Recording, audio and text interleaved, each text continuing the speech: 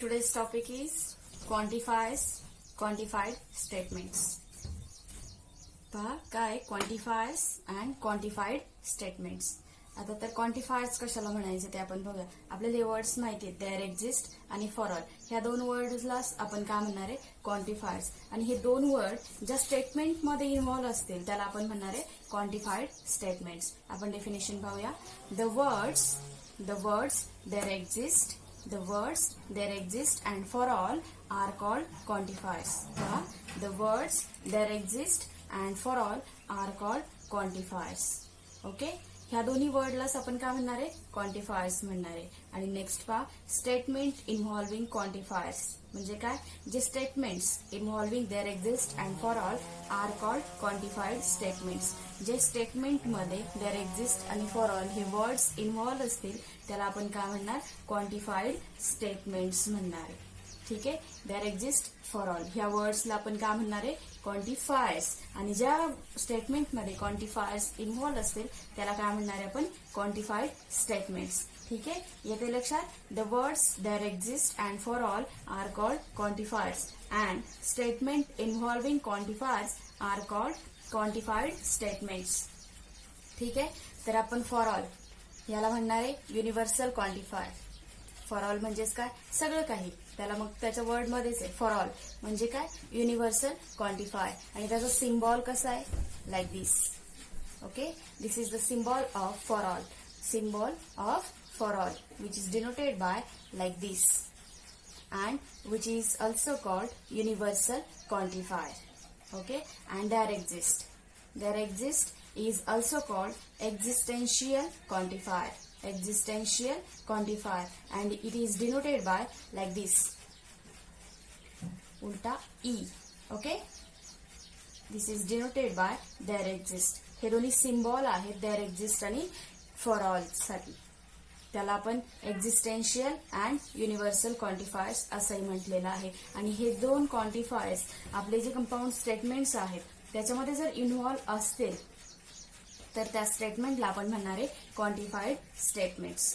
ठीक आहे, तर आपण पाहूया याच्यासाठी ट्रूथ व्हॅल्यूज पण असतात. तर ट्रूथ व्हॅल्यू कधी ट्रू असेल आणि कधी फॉल्स असेल. तर देअर एक्झिस्ट हा जो सिम्बॉल आहे हा जर एखाद्या स्टेटमेंटमध्ये इन्व्हॉल्व असेल, देअर एक्झिस्ट हा जो सिम्बॉल आहे तो जर एखाद्या स्टेटमेंटमध्ये असेल तर त्या स्टेटमेंटमध्ये, त्या सेटमध्ये, त्या स्टेटमेंटमध्ये कमीत कमी एका इलेमेंटने दिलेली कंडिशन जर सॅटिस्फाय केली, कमीत कमी एका इलेमेंटने, लक्षात घ्या, कमीत कमी एका इलेमेंटने जर दिलेली कंडिशन सॅटिस्फाय केली तर आणि तर त्याची व्हॅल्यू काय असणार आहे, ट्रूथ व्हॅल्यू ही ट्रू असणार आहे. कारण there exist at least one element जरी आपल्याला असं सापडला की त्याने दिलेली कंडिशन सॅटिस्फाय केली तर आपल्याला काय मिळतंय की ते स्टेटमेंट हे काय आहे, ट्रू आहे. त्याची ट्रूथ व्हॅल्यू काय होणार आहे, ट्रू.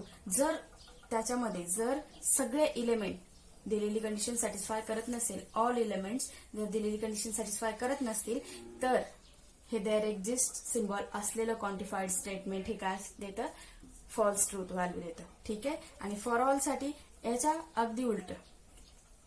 देअर एक्झिस्ट साठी काय, कमीत कमी एका इलेमेंटने जर ती कंडिशन सॅटिस्फाय केली तर ट्रूथ व्हॅल्यू येते ट्रू. त्याच्याच उलट काय, जर एका जरी इलेमेंटने ती कंडिशन सॅटिस्फाय केली नाही तर काय होतंय, फॉर ऑल मध्ये त्याची ट्रूथ व्हॅल्यू काय येते, फॉल्स येते. आणि इथे काय, सगळ्या इलेमेंटने जर सॅटिस्फाय केली, फॉर ऑल साठी जर सगळ्या इलेमेंटने गिव्हन कंडिशन सॅटिस्फाय केली तरच ट्रूथ व्हॅल्यू काय येते, ट्रू येते. देअर एक्झिस्ट साठी एका इलेमेंटने केली तरी सफिशियंट आहे, फॉर ऑल साठी सगळ्या इलेमेंटने करायला पाहिजे.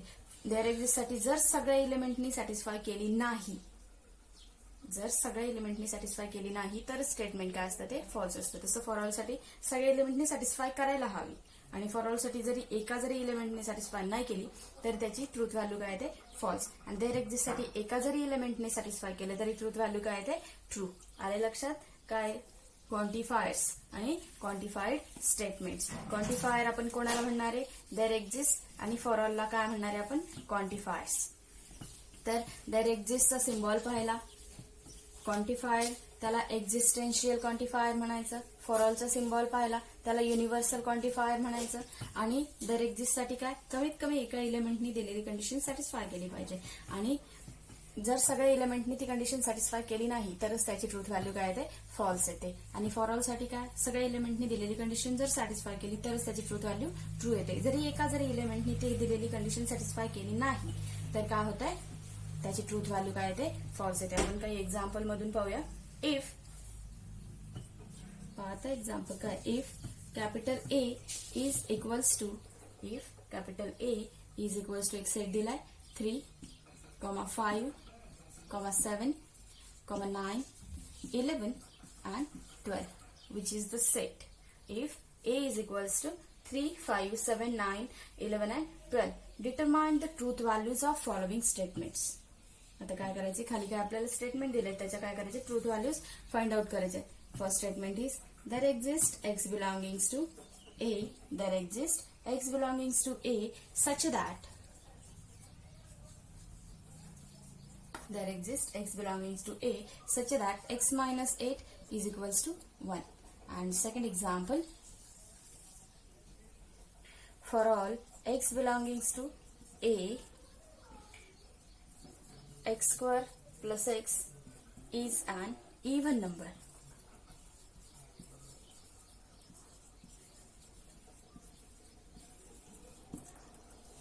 आता काय म्हटलंय, ए हा एक आपल्याला सेट दिलेला आहे, त्याच्यामध्ये देअर एक्झिस्ट एका ठिकाणी सिम्बॉल वापरला आणि फॉर ऑल एका ठिकाणी सिम्बॉल वापरलेला आहे. तर पहिले स्टेटमेंट पाहूया आपण. पहिलं स्टेटमेंट काय आहे, there exist x belongings to capital A such that x minus 8 is equals to 1.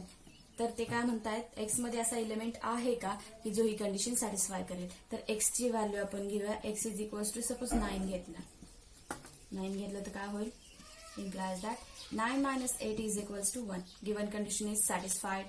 आणि आपण देअर एक्झिस्ट साठी पाहिले, जर एका जरी एलिमेंटनी कंडिशन सॅटिस्फाय केली तरी काय येते याची ट्रूथ व्हॅल्यू,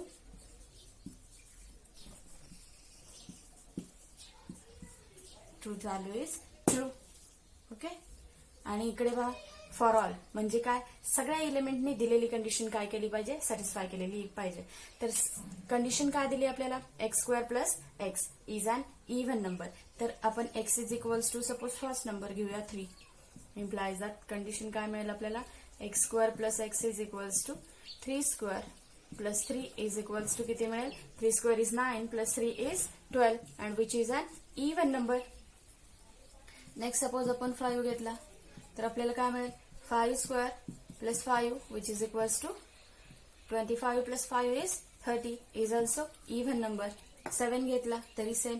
तुम्ही प्रत्येक नंबर इथे चेक करू शकता, प्रत्येकासाठी ही कंडिशन सॅटिस्फाय होते. प्रत्येकासाठी जर सॅटिस्फाय झाली तर आणि तरच काय, ट्रूथ व्हॅल्यू इज ट्रू. जरी एका जरी नंबरने ही व्हॅल्यू सॅटिस्फाय केली नसती तर काय झालं असतं, स्टेटमेंट फॉल्स झालं असतं. आणि इथे एका जरी नंबरनी ही व्हॅल्यू सॅटिस्फाय केली तरी स्टेटमेंट काय असतं, ट्रू असतं. आता याच्याच ऐवजी जर आपण इथे असं घेतलं असतं, 7 घेतलं असते, एक्स ची value x is equals to 7, तर काय 7 मायनस 8 इज इक्वल्स टू -1 झालं असतं. Is not equals to 1, but here 1x, there exist x belongings to A such that x minus 8 is equals to 1. There exists म्हणजे at least 1 element आपल्याला असं सापडला की condition satisfy करतोय तरी आपल्यासाठी काय आहे, इट इज ट्रू, सफिशियंट आहे याच्यासाठी. आणि इकडे काय आहे, त्याच्याच ऐवजी की सगळ्या एलिमेंटनी काय केलं पाहिजे, फॉर ऑल सगळ्या एलिमेंटनी काय केलं पाहिजे, ही कंडिशन सॅटिस्फाय केली पाहिजे. जरी एक जरी एलिमेंट इथे असा सापडला असता आपल्याला की x square plus x is not equals to even number, then its truth value is false. आपण असं काही एक एक्झाम्पल पाहूया की जे हे कंडिशन सॅटिस्फाय नाही करत आहे. थर्ड बघा, there exist x belongings to A such that x square is less than 0. तर आता स्टेटमेंट काय दिले, there exist x belongings to A such that x square is less than 0. आता इथं असा एक नंबर आपल्याला सापडतोय का की ज्याचा स्क्वेअर केल्यानंतर 0 पेक्षा लहान म्हणजेच निगेटिव्ह नंबर येईल. तर आपल्याला माहिती, जर नंबर निगेटिव्ह असेल किंवा जर नंबर पॉझिटिव्ह असेल तर याचा स्क्वेअर आणि याचा स्क्वेअर ऑलवेज काय असतो, पॉझिटिव्ह असतो. निगेटिव्ह नंबर असो किंवा पॉझिटिव्ह नंबर असो, दोन्हींचाही स्क्वेअर काय असतो, ऑलवेज पॉझिटिव्ह असतो. आणि दिलेल्या सेट ए मध्ये तर सगळे नंबर्स काय आहेत, all numbers are positive numbers, त्यामुळे याचा असं होणारच नाही की कुठला नंबर त्याचा स्क्वेअर निगेटिव्ह येईल, बरोबर. म्हणजे गिव्हन स्टेटमेंट काय, फॉल्स.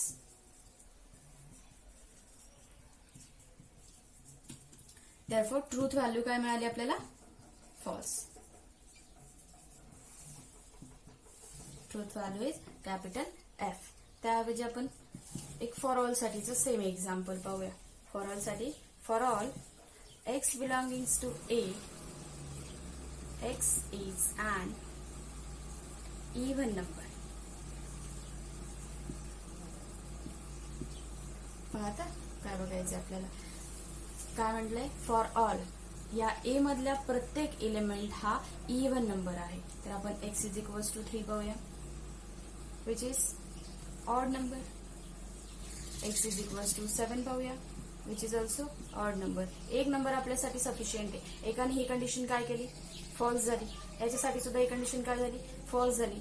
दिस इम्प्लाइज ट्रूथ व्हॅल्यू काय झाली, फॉल्स.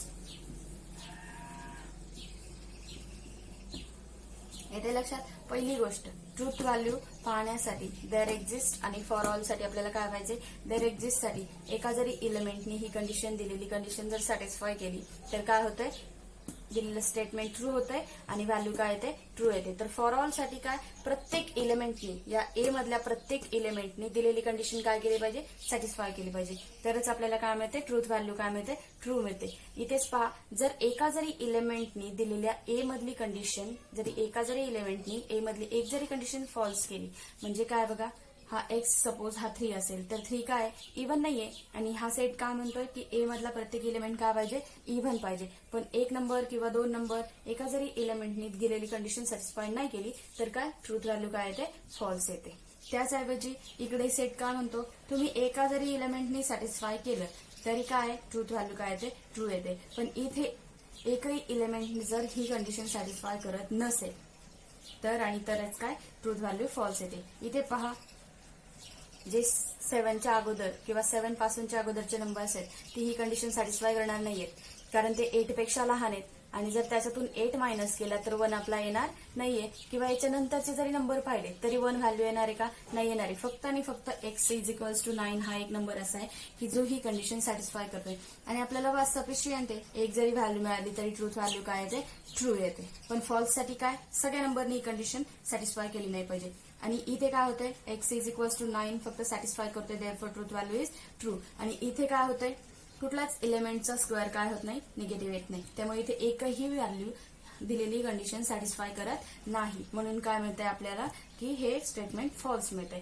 तर फॉर ऑल मध्ये या एक्झाम्पल मध्ये काय होतंय, सगळे एलिमेंट काय करतायत, दिलेली कंडिशन सॅटिस्फाय करतायत. म्हणून इथे ट्रूथ व्हॅल्यू काय मिळते, ट्रू मिळते. आणि याच्यामध्ये काय, काही नंबर्स हे व्हॅल्यू सॅटिस्फाय करत नाहीये, म्हणून याची ट्रूथ व्हॅल्यू काय येते, फॉल्स येते. आले लक्षात. आपण काय पाहिलं, क्वांटिफायर अँड क्वांटिफाईड स्टेटमेंट. तर क्वांटिफायर्स यूज केल्यानंतर जे स्टेटमेंट मिळतं त्याला आपण म्हणतो क्वांटिफाईड स्टेटमेंट. आणि देअर एक्झिस्ट किंवा फॉर ऑल ह्या दोन वर्ड्सला आपण काय म्हणतो, क्वांटिफायर्स. आणि त्याची ट्रूथ व्हॅल्यू कधी ट्रू असते, कधी फॉल्स असते हे आपण पाहिलं. जर देअर एक्झिस्ट मध्ये एका जरी इलिमेंटने दिलेली कंडिशन सॅटिस्फाय केली तरी त्याची ट्रूथ व्हॅल्यू काय असते, ट्रू असते. आणि जर सगळ्या इलिमेंटने दिलेली कंडिशन सॅटिस्फाय केली नाही तरच त्याची ट्रूथ व्हॅल्यू काय असते, फॉल्स असते. याच्याच उलट काय, फॉर ऑल साठी जर सगळ्या इलिमेंटनी कंडिशन सॅटिस्फाय केली तरच त्याची ट्रूथ व्हॅल्यू काय असते, ट्रू असते. आणि जर फॉर ऑल मध्ये एका जरी इलिमेंटने दिलेली कंडिशन सॅटिस्फाय नाही केली तर त्याची ट्रूथ व्हॅल्यू काय असते, तर फॉल्स असते. ठीक आहे. नेक्स्ट टॉपिक आपण पाहणार आहे ड्युएल. ड्युएल हा सुद्धा एक पार्ट निगेशन सारखाच आहे, जसं आपण निगेशन पाहिलं, बरोबर, नॉट अप्लाय करण्यासाठी पाहिलं. तर ड्युएल मध्ये काय, जर दिलेलं स्टेटमेंट असेल आणि दिलेल्या स्टेटमेंटमध्ये अँड गेट असेल किंवा ऑर गेट असेल, अँड गेट असेल, ऑर गेट असेल किंवा टी असेल आणि सी असेल. टी म्हणजे टॉटॉलॉजी, सी म्हणजे कॉन्ट्रडिक्शन. ठीक आहे. And gate, or gate, T आणि सी, फक्त याचाच वापर आपल्याला ड्युएल मध्ये करायचा आहे. काय करायचंय, दिलेल्या स्टेटमेंटचा ड्युएल लिहिण्यासाठी जर गिव्हन स्टेटमेंट असं असेल पी अँड क्यू तर याचा ड्युएल असा असतो. स्टेटमेंट आपल्याला बदलायचं नाहीये, फक्त अँड चेंज करायचा आहे ऑर ने. जर दिलेलं स्टेटमेंट असं असेल टी अँड पी तर याचा ड्युएल आपल्याला मिळेल टी चेंज करायचा सी ने, सी और अँड चेंज करायचा ऑरने पी ॲज इट इज. पहा ड्युएल मध्ये P Q R like that statement change करायचे नाहीये. तर आपल्याला काय करायचंय अँड रिप्लेस बाय